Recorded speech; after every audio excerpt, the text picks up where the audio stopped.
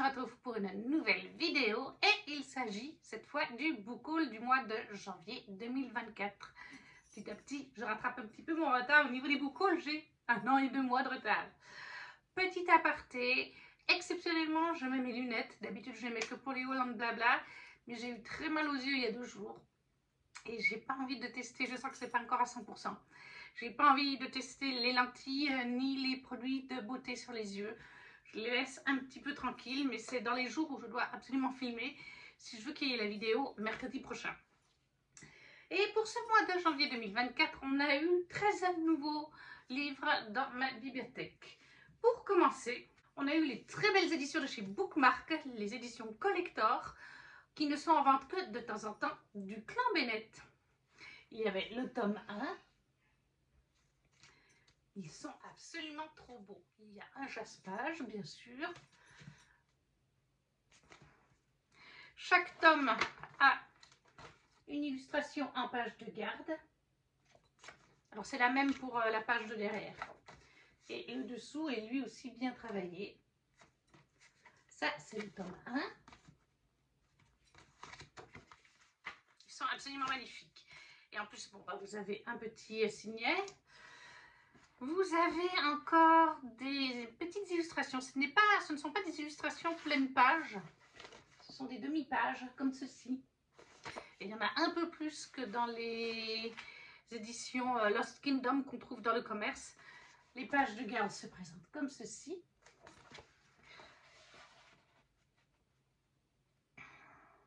Voilà, j'en montre encore une autre. Il y en a tout le long. Et à la fin, vous avez quelques illustrations provenant d'Internet qui sont des illustrations de passionnés, tout simplement. Il y a aussi une illustration en plus, je ne vous les montre pas toutes, hein. Il y a une illustration en plus par tome, c'est celle-là par exemple, qui est de Nicolas Jamonneau, illustrateur français de talent. Il en a fait une par tome. Et il y a aussi quelques petites pages de BD, 3 ou 4 pages ou 5 pages, ça dépend des tomes, en couleur en plus. Bah oui, forcément c'est de la BD. Voilà, donc ça c'est vraiment des éditions ultra collector. Vous les trouvez une fois de temps en temps sur le site lorsqu'ils font des ventes exceptionnelles de leur collector. Donc ça c'est le tome 1. Voici l'édition du tome 2. Le Clan Bennett, c'est un... On peut dire que c'est une urban fantasy, romantasy, mais ça se passe donc dans d'autres mondes. Il y avait une moto et on va suivre en fait dans chaque tome une homo-romance, donc entre 2 hommes. La plupart du temps, l'homo-romance est avec des membres du clan Bennett. Dans le tome 1, là vous avez la BD du tome 2. Dans le tome 1, c'est l'histoire de Ox, un jeune humain de la ville. Là vous avez une illustration de ce tome de Nicolas Jamonneau. Et vous avez Joe Bennett, qui est le plus jeune des enfants Bennett, qui est d'ailleurs, qui doit être le futur alpha, lorsque son papa décidera de remettre son titre à un moment donné en jeu ou lorsqu'il sera tué. Et Joe va s'imprégner de Ox. On s'en doute dès le début, dès le résumé. Ça, c'est le tome 1, c'est leur histoire. Le tome 2, ici présent, c'est l'histoire de Gordo, le mage du clan Bennett, qui a déjà bien la trentaine hein, quand le tome commence, le premier tome. Et Gordo, lui, son histoire est avec Marc, le second, donc le frère de l'Alpha Bennett. Le tome 3 que je viens de lire, que voici, toujours aussi beau, et cette fois sur Kelly Bennett, un des frères de Joe, avec un autre loup qu'on découvre dans la saga. Je ne vais pas vous en dire trop.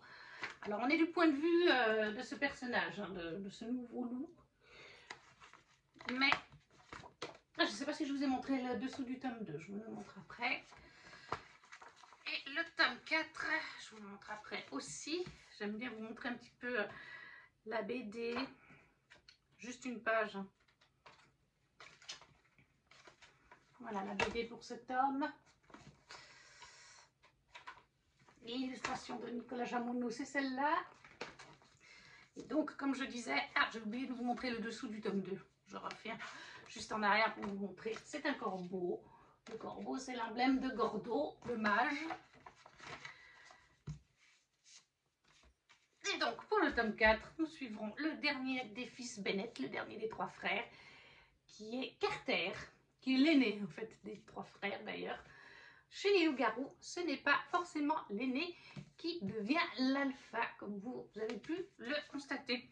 Et donc, Carter est lié par un autre loup qui débarque pendant la saga. Là aussi, je reste vague volontairement pour ne pas vous spoiler. La petite BD aussi.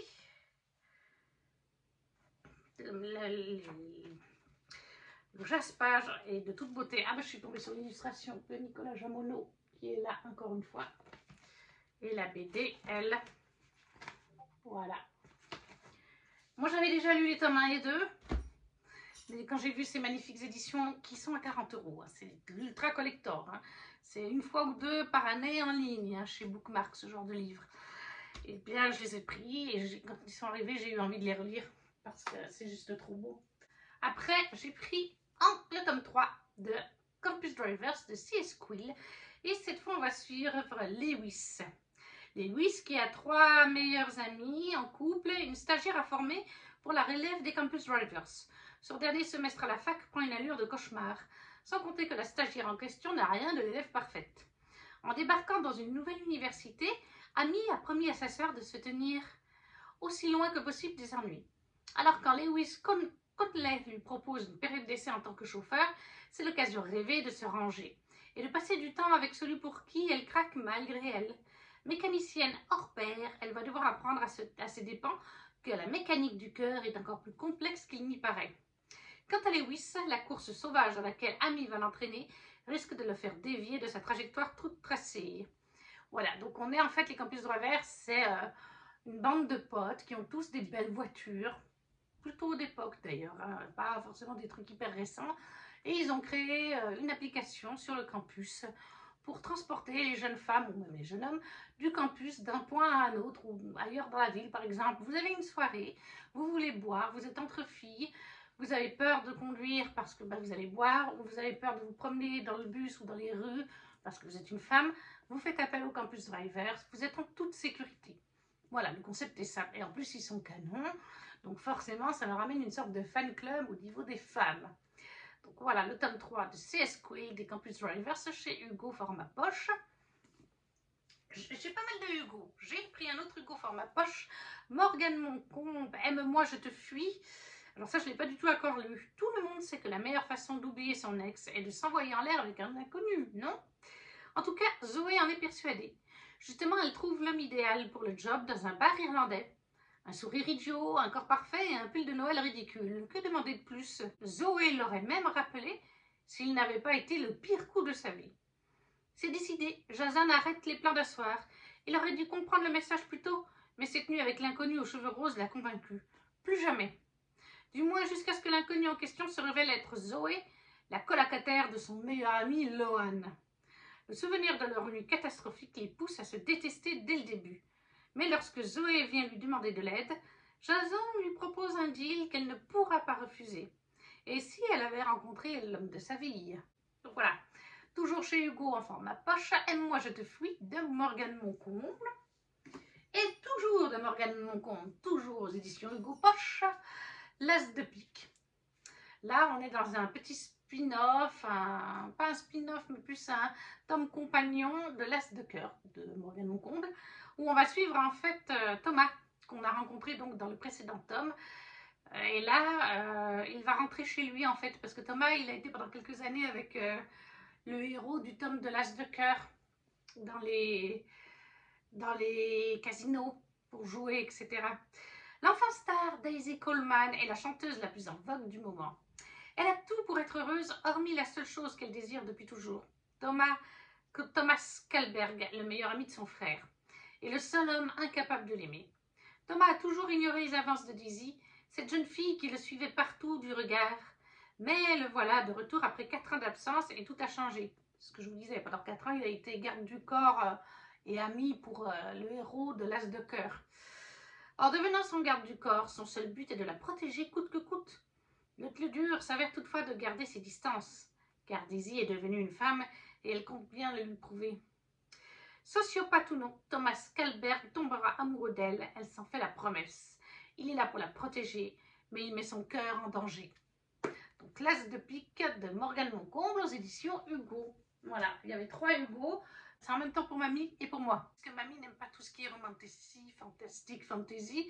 C'est les contemporains, la romance, ou peut-être un peu le polar, mais du coup, de temps en temps, j'achète quelques livres parce qu'elle diminue vite son stock. Elle en lit quand même 3 ou 4 par mois, donc ça diminue. Ensuite, je me suis pris Darkshore, le tome 1 de Daniel L. Jensen aux éditions Big Bang, dans cette très jolie édition reliée, qui chatoie, avec un effet sur les pages. Je ne sais pas si vous verrez un effet grimoire sur les pages. Une très jolie illustration en page de garde. Je crois que c'est la même à la fin. Oui, et là on est dans un univers de fantasy, de romantasy inventé. Terriana est une marin et son peuple est le gardien des secrets de la mer. Pour sauver sa meilleure amie d'un mariage forcé, elle brise la loi sacrée des siens et doit faire face aux conséquences dévastatrices de son choix. Marcus est le commandant d'une célèbre légion qui a permis à l'Empire Célandor de conquérir tous les territoires de l'Est. Les légionnaires sont ses frères, mais même eux ne savent rien de la terrible vérité qu'ils dissimulent depuis l'enfance. Quand l'un des sénateurs de l'Empire découvre l'existence de sombres rivages, il capture Terriana et force Marcus et elle à partir à la conquête de ce nouveau continent. Unis malgré eux pour protéger les leurs, ils doivent désormais décider jusqu'où ils sont prêts à aller et ce qu'ils sont prêts à sacrifier. Donc Daniel L. Jensen, Darkshore, le tome 1, aux éditions Big Bang. J'ai aussi pris Godkiller, le tome 1 de Hannah Kanner, chez De Saxus, dans son édition reliée, bien entendu. Et là, on a un joli jaspage, comme ceci. Il est déjà lu, pour sa part. Darkshore aussi était déjà lu, d'ailleurs. C'est vraiment une très jolie petite édition. Là, je ne sais pas si vous voyez bien. Oui, voilà. Derrière, vous avez une carte du monde. Et à l'intérieur, il se présente comme ceci. Très joli aussi.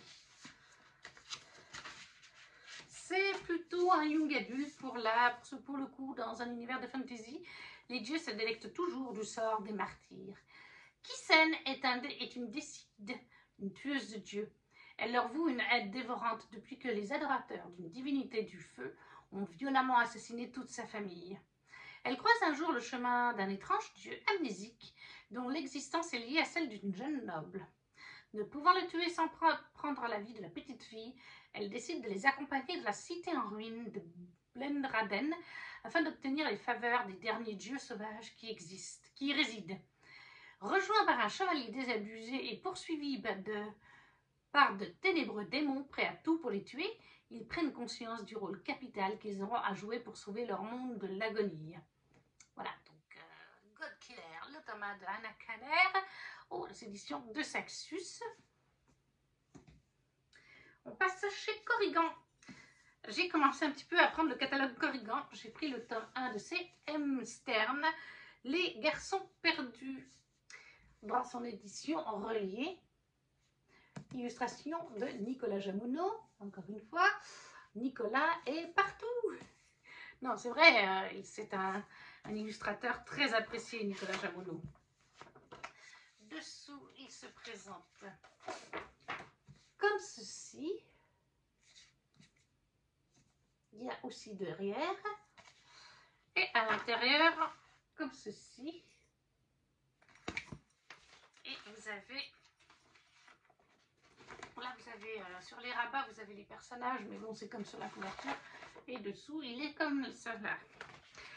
Là, nous sommes sur un récit MM, donc relation entre hommes. Oui, ce mois-là, j'ai reçu 4-5 livres du coup MM.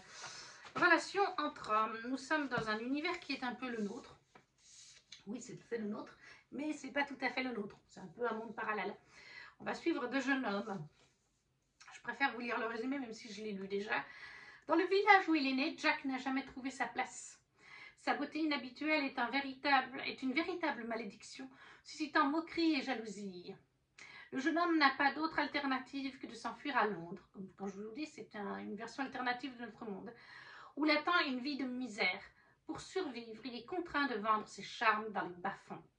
Jusqu'au jour où son joli visage suscite l'intérêt d'un étrange immortel. Ce vampire déguisé en gentilhomme lui propose un pacte. Jack doit séduire un éminent membre de la société immortelle afin de lui dérober ses secrets. Il pourra alors retrouver la liberté et la richesse. Contraint d'accepter, Jack s'engage dans un engrenage mortel de complots et de jeux de pouvoir. Une machination dans laquelle Antoine, un jeune prince arrogant, envoûtant et terriblement dangereux, vient semer le trouble. Et le secret qu'il dissimule pourrait bien tout remettre en question. Alors, c'est un roman, il y a quand même quelques trigger warnings. Hein. D'ailleurs, ils sont au début. Il y en a quelques-uns. Mais donc, voilà, on est dans un MM. Donc, chez Corrigan de C.M. Stern, le tome 1 de Les Garçons Perdus. Toujours chez Corrigan, toujours en relié, le tome 1 du Royaume des Corbeaux de Olivia Wildenstein, qui est La Maison aux ailes déployées. Là aussi, une très jolie édition. Le jaspage, c'est avec des fleurs. Et actuellement, moi, je suis sur le tome 2. Le dessous, il y a une très très belle illustration. Si je me rappelle bien, c'est la couverture de l'auto-édité. Parce qu'avant d'être en maison d'édition en France, il était en auto-édité sur Amazon. Et les droits ont été rachetés par Corrigan. Donc, ils ont gardé quand même cette illustration qui était la couverture de l'auto-édité, mais ils l'ont mis sur le derrière de la jaquette. Il se présente comme ceci. Là, on est dans un univers de fantasy inventé. On va suivre Fallon. Fallon qui est... alors, je ne sais plus si c'est une demi-humaine. Mi-faée, mi-humaine. Oui, voilà, c'est cela. C'est une mi-faée, mi-humaine. Elle n'a pas les oreilles pointues. Dans cet univers de fantasy, on a en fait... Oui, on a une carte. Et on a toute cette partie du royaume, enfin d'un des royaumes, qui fait penser en fait à Venise. Et vous avez différents quartiers qui sont sur l'eau, autour de l'eau. Et vous avez bien sûr le quartier des faées, haut gradés, tout ça, les nobles qui sont dans la grande île. Et Fallon, forcément, en tant que mi-humaine, mi-faée, elle est très mal vue par les uns et par les autres. Elle est pointée du doigt, mais elle a quand même quelques amis humains ou faées. Et surtout le prince Dante, le deuxième prince du royaume. C'est son frère aîné Marco qui règne. Mais Dante, lui, est l'ami de Fallon et elle en est amoureuse depuis qu'elle est toute petite parce qu'ils s'amusent ensemble depuis longtemps.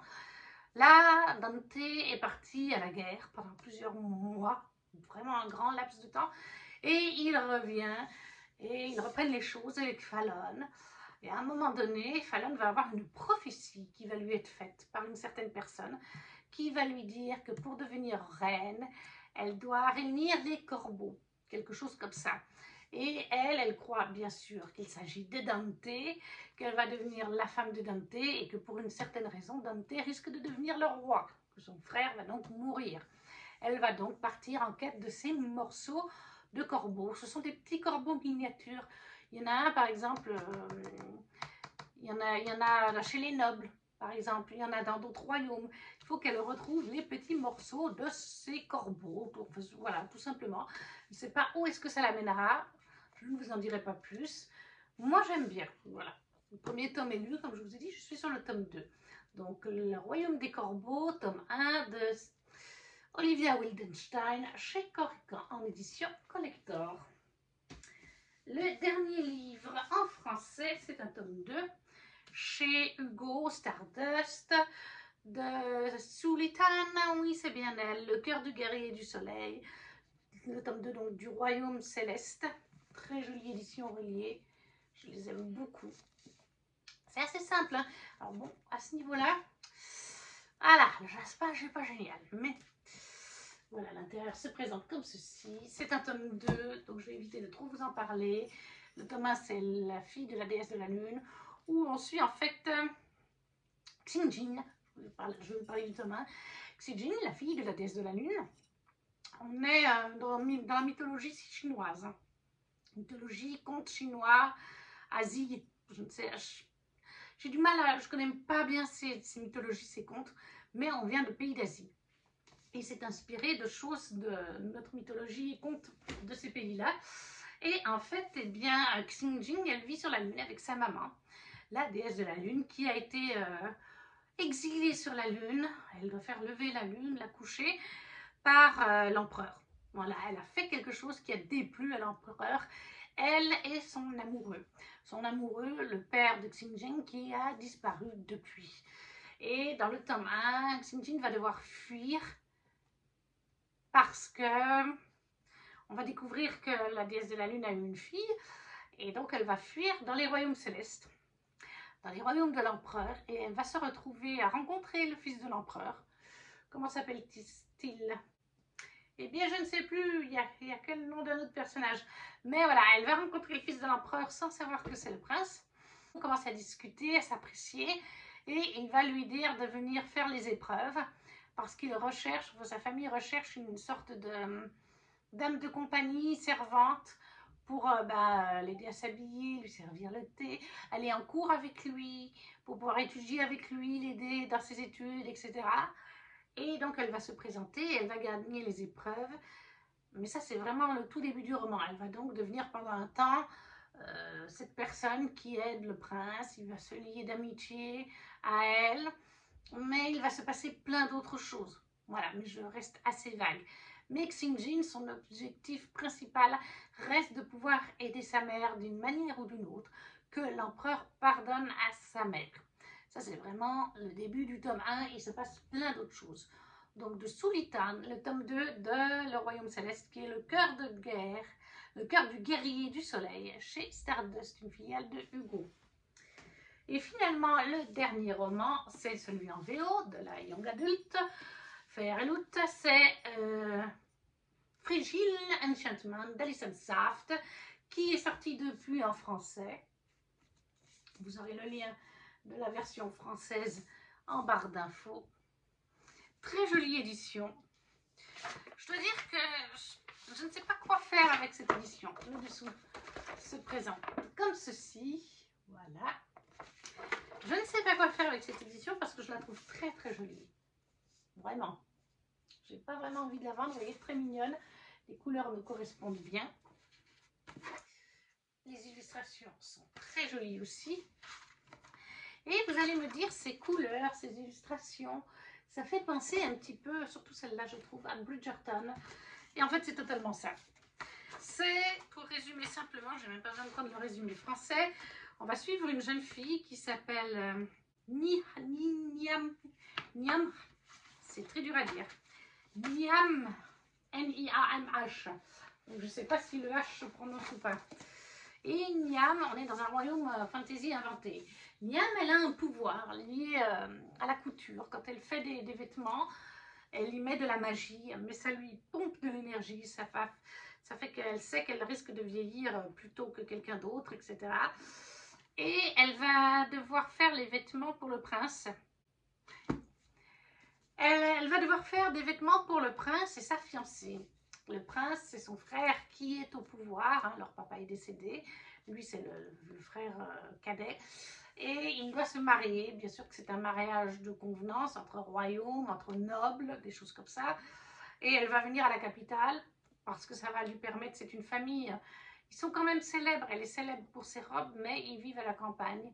Et ils sont assez pauvres, donc venir faire les robes du prince, du frère du roi, de sa future femme, les robes et les tenues de bal, tout ça, avant le mariage, ça va lui donner de la renommée, ça va lui permettre d'ouvrir sa boutique, de mieux s'occuper de sa maman et de sa grand-mère parce qu'elles vivent toutes les trois ensemble.